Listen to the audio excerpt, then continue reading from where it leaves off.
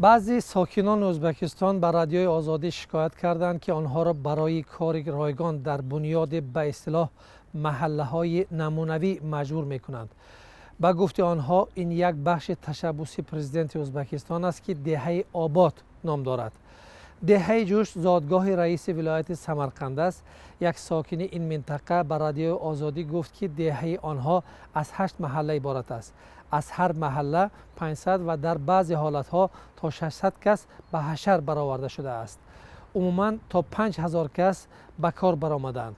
بسیاری ها پیشبرد روزگار و نظارت فرزندان را کنار گذاشته مجبور شدند رایگان کار کنند. با گفت این شخص هر کسی اشتراک در چنین حشرها رد می کند با خوف گم کردن جای کارش مواجه می شود. با افرادی که از دولت نفقه و کمک پولی می گیرند تهدید شده است که اگر در حشر اشتراک نکنند از کمک دولت محروم می شوند. بسیاری از اشتراکچیان حشرها خادمان دولت بوده برای این کار علاوگی که عادتاً در روزهای استراحت است مبلغ به دست نمی آورند.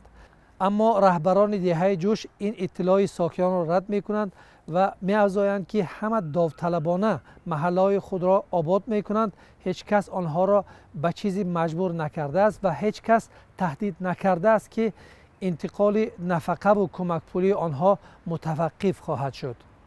در یک عکس که از ولایت جزخ ارسال شده است دیده می شود که اشتراکچیان تشبوس دهه آباد در شیپنگ با رمز سازمان ملل متحد جایگیر شدند.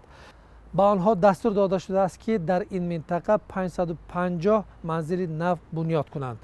ازبکستان بارها با استفاده مهنت اجباری میلیون ها نفر در جمع‌آوری حاصل پخته متهم شده است.